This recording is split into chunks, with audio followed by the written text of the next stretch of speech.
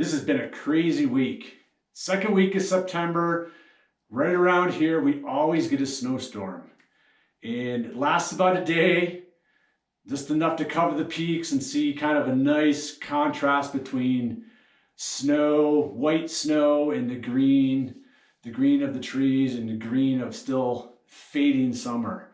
But this year we had wind, and we had wind, and we had wind. It was crazy 70-mile-an-hour winds all night long, down trees, down bushes, branches everywhere, literally branches everywhere. So I've been picking up sticks and branches and trees all week long, but fall is here. So it's an amazing time to be here in Jackson Hole running in the mountains here in the fall. So looking forward to getting that storm over with and getting on with some good running.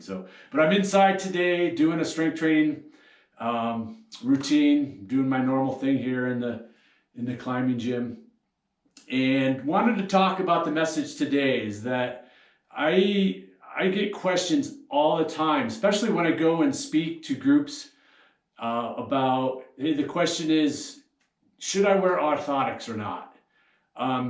What about flat feet? I have flat feet, and what is there anything I can do about it? And there absolutely is something we can do about flat feet, and there's something we can do about having high arches. We can train the feet, as you know.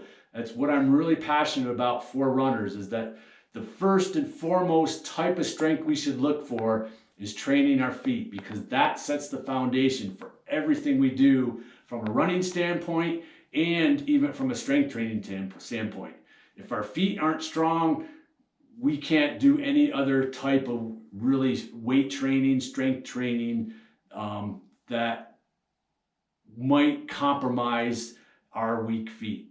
And we need to be able to support what we do as a runner, what we do as an athlete, first and foremost with our feet. But getting back, I just got a question yesterday that came through the Frio site, and it was about how the strength training program, the slant board, and how that might be able to help with flat feet, and could it help? And it absolutely can help, because this is really how I developed the foot strength program and the equipment I use. Is that growing up, I had a horrible time with my feet because I had flat feet, and it was hard for me to find the right shoe.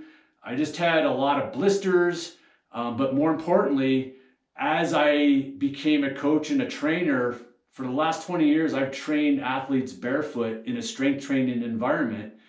And once I started to do this, I started to see how good or bad foot health directly affected the athlete's ability to move well. The stronger their feet, the better they use their feet, the better they could move. The poorer they used their feet, the less strength they had in their feet, the less they could move very well. And this was kind of my aha moment, and how my foot strength program continued to evolve. And it started with me. I had flat feet. I started to see, as I started to train my athletes barefoot and strengthening their feet, I began to see them get stronger. And then I turned that on me, and I started to see how I could develop an arch, or what I call a natural orthotic in my arch, to help my feet. So today I have very strong feet. I no longer consider myself having flat feet where, my arch collapsed. We have muscles on the bottom of our feet that we can train. And this, I believe, is our natural orthotic. We don't need to throw something in our shoe to help us become more stable. Our first line of defense from a stability standpoint in our natural body is our big toe and our arch. And if we start to train this, we're going to build our arch. We're going to have more ability to use our arch for stability as we run. And as runners, everything we do is on our feet. So we need that stability.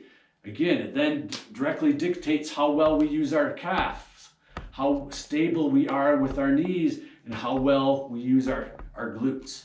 So everything starts with the feet. So anybody who has flat feet out there, you can absolutely train your feet to get stronger and to develop an arch, to have that stability, rather than, again, throwing an orthotic in a shoe and relying on something unnatural to stabilize yourself. We can train this. And what begins to happen as you become stronger and stronger with your feet, you're able to utilize and activate muscles more efficiently all the way up through your hips. So this is very, very potent to train the feet. And again, I use my slant board. You can see that I've developed a little wobble. You can see that this is kind of a little center wobble, so it wobbles back and forth, okay? And just by standing and balancing and doing things that might on paper or just from a distance look very benign, this is very, very potent. Very, very few athletes can do this very well. And again, I've trained this for 20 years, and I see athletes get on these slant boards and do these exercises, and even the best of athletes on paper have a very, very hard time doing this. Okay, so this can challenge everybody, and it's going to make everybody better. But what we're talking about today and the message today is directly towards those people who do have flat feet that don't think they can do anything about it. You absolutely can. It's no different than building any part of your body's muscles more. We can create more usage, better stability in our arch, and create better feet. Okay, so really get out there, experiment with training the feet. You know, there's so many different ways to do it, and just really explore and begin to notice how potent training the feet can be for you, for your flat feet. Ditching your orthotics. If you do have orthotics in, you know, as we start to train the feet, what will happen is your feet will start to become really, really uncomfortable in the arch or in the orthotics. And you're going to want to get those, because what starts to happen is that as we train our feet, our feet want to work more naturally and articulate and feel the ground. And if we have something artificial in the shoes, or have big clunky shoes that are artificially stabilized, that is going to start to become uncomfortable, because our feet want to work naturally. So let that be the cue after you're training your feet. Once your shoes start to become comfortable, or the orthotics start to be uncomfortable, throw them in the garbage. And now your feet are ready to really work as they're meant to work, and work on their own. All right? So give that a try. I think the powerful part about maybe this message is throw back your questions, okay? Because this type of training can help everybody. But everybody wants to know how it can help them specifically. And I think this is where throwing your questions towards me in the comment section of how could this type of training help you specifically? And that could be a really powerful Q&A that we can do in the description or in the comment section of this video, and like we have the last few videos. Again, really, really good back and forth with a lot of people. It's really, really helping a lot of people. Okay, and again, thanks for your also comments about how much this is helping in general, the videos, the tips, whatever. Okay, so all right, that's the message of the day, and I'm going to finish up here, and I'll see you probably tomorrow out on the trail. Thanks again for watching, and peace as always. See ya.